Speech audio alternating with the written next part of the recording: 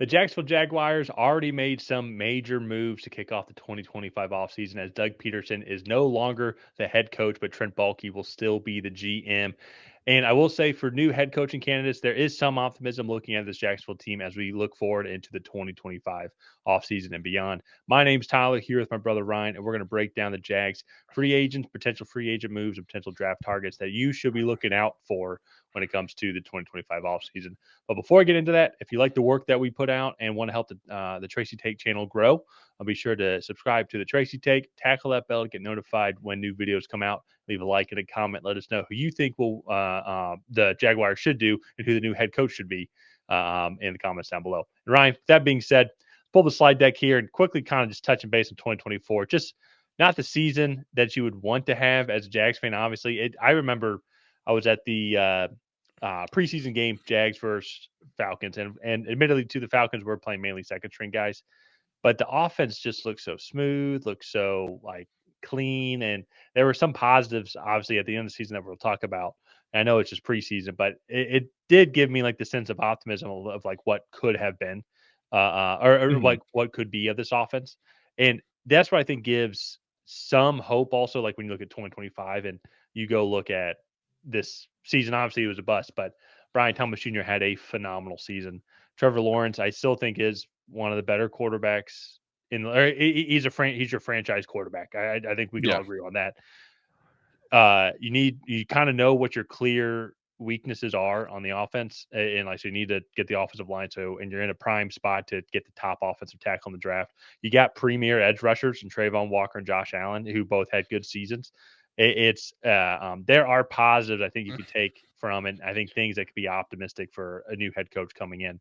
But when you look at 2024, the injury riddled and just overall disappointment, and getting letting go of Doug Peterson was the absolute right move. We started talking about this in like end of October, early November of I like I they just they just look they just didn't look prepared.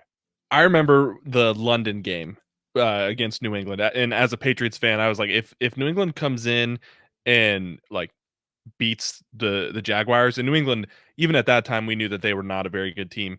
Doug Peterson might get left in London. Like, I remember we were making that joke in that game preview. Yeah, And that to me was kind of like the beginning of, all right, Doug Peterson's gone. Jaguars are making moves. The one move that is surprising to me is the fact that Trent Baalke is still there. I know, like on paper, this roster has a decent bit of talent, but this is, I believe, now this will be the third head coach that he's hired, and had like the opportunity to interview. So that is one of the more head scratching decisions why ownership has not moved on from him. But to each their own, I guess. And he'll be there for another draft cycle at the minimum. I do think like he has done a decent job. You went over all the names, but he's done a decent job filling this roster with talent. My biggest thing is they just need to beef up in the trenches. Like given up, I guess they only gave up 32 sacks, which was seventh on the season, but just not a good rushing performance. And then on the defensive side, they were just not a good rushing team, and like or a good rushing defense, and they just really kind of struggled in the trenches a lot of the year. And then that yeah. the back end of that defense provided no support as well. So kind of as we get into like the free agency aspect of it, so here are some of their free agents there: Brandon Sheriff, right guard; Andre Cisco, Luke Farrell, Jeremiah Ledbetter, Dearness Johnson, Tim Jones. A lot of rotational backup players there for them. So not too many free agents, but kind of going into it, their team needs are pretty self-explanatory. We kind of just went over it. They need corners, and to beef up the trenches, get some beefy defensive linemen in the draft, get some good stout offensive linemen in the draft, and this team should be much improved and really ready to compete in 2025. Well, and especially too, kind of looking at like free agency also as a whole, like if you're trying to make moves as well, they're going to be at about 43 million cap space. So there are opportunities for them to move around even already, but there's going to be restructuring. There's going to also be some other cap casualty. So I expect Yeah. that number to get up to about 55, 60. I think for the Jags. So there is a lot of maneuverability for them to go out and get some guys, but even to retaining some of these guys here, like if they want to keep Brandon Sheriff or if you want to keep Andre Cisco as well, Yeah. like there are abilities and ways to keep them to already kind of address some of those guys.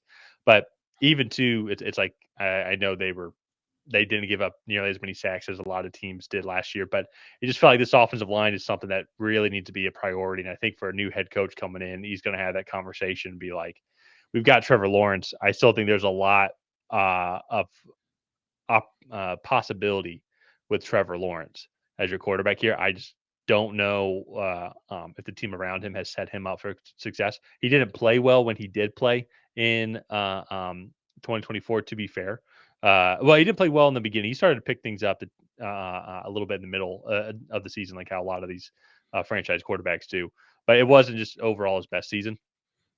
Yeah. But I think if you get him in rhythm, Brian Thomas Jr., you get him an offensive line and a better running game as well. I think this is. I think this team could be good. And with the AFC South being so weak, because the Titans they're picking first overall, they're going through a rebuild. They're going to get a rookie quarterback in there. Who knows what's going on with the Colts? The Texans they have serious flaws. Like it wouldn't surprise me if the Jags got back to winning the division next year. You know, if they can make the right moves and get the right people in there, and if you go get a guy like Ben Johnson or maybe even a Bobby Slowick or Joe Brady, Buffalo Bills offensive coordinator, I think they can do some things with this offense, and I think they'd have a lot of fun playing with Brian Thomas Jr. And I think there's a lot of optimism like kind of looking forward to 2025. Maybe I'm just a glass half full guy just in general. There's a lot of weaknesses and things that they need to address. And like they're free agents here that they can go after.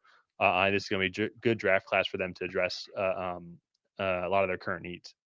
Yeah, no, and I don't think that's necessarily an overly optimistic view. Whenever you have your quarterback position figured out, you have some good pass rushers. They definitely seem to have found their number one wide receiver in Brian Thomas Jr. Like, I think you look at like the five main positions: corner, edge rusher, tackle, quarterback, and wide receiver. Like they have three of those checked off, so they're really going to be looking for one or two of those in this draft. And with a top five pick, I mean, Kelvin Banks, Will Campbell be sitting right there. Yeah, Will Johnson, Travis Hunter will be in that range. Like they have the opportunity to go out and get one of those guys in the draft. They can potentially trade for another guy with their high second round pick, Mm-hmm. or go out and just sign one in free agency. So I think it is a optimistic outlook for the Jaguars, especially if they can go and get a head coach like a Ben Johnson. Even like I think of a Liam Cohn from Tampa Bay, Joe Brady from Buffalo, like get an offensive minded guy in there. And I think that could really have some good benefits. I will say also too, Brian Flores with these edge rushers would be very interesting. That defense would That, pick up immediately because he would just have yeah. a almost kamikaze style like approach to this Well, defense. Be like, like we're just going to blitz you every single play. he would at the very least force tackles to have to go one on one with Travon Walker and Josh Hines Allen, which is very much in the Jaguars' favor on that one. Exactly. So Yeah. let's move on now to free agent targets in the draft. So a few guys that we had laid out on for free agent targets: BJ Hill, Javon Kinlaw, Maurice Hurst, really solidifying that defensive interior. DJ Reed, he is kind of the representation of a bunch of corners that are going to be in this one. Another one that jumps to mind right now is Charvarius Ward, but DJ Reed is also a very talented corner. And then also on the back end, if you do lose Andre Cisco, get Javon Holland or Justin Reed in there to kind of fill in that loss. It's You could also go with like a Trey Smith. That's right? Trey Smith Yeah. From from Kansas City. from Kansas City. Will Fries from Indianapolis and solidify that interior.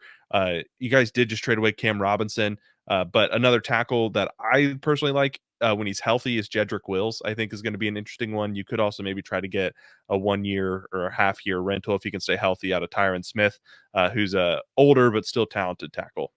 Yeah, yeah, and so I think with the way free agency's kind of let up, and I'm just looking at it now, and we don't have this guy's name on here, but I do think they have the cap space to go after like one of these top defensive tackles and one of the Mhm. secondary guys to kind of get like kind of like a little bit more of a luxury uh, pickup.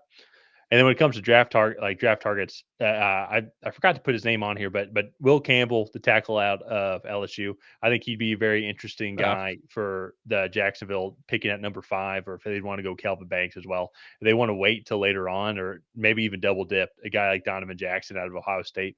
He'll most definitely be available in Well, he'd probably be available in day 2, and when I say probably, just because it's like he might go first round. But he's going to be a guy that could also be versatile, definitely help out in the interior as well. If they ever want to go that route and address free agency on the defensive line and secondary more, and then focus more on the draft with young, good offensive talent, or try and do vice versa, which the free agency for I think that the D line and secondary is maybe a little bit better than the offensive line. But I guess not by much. I guess it'd be depend on how they'd want to approach it.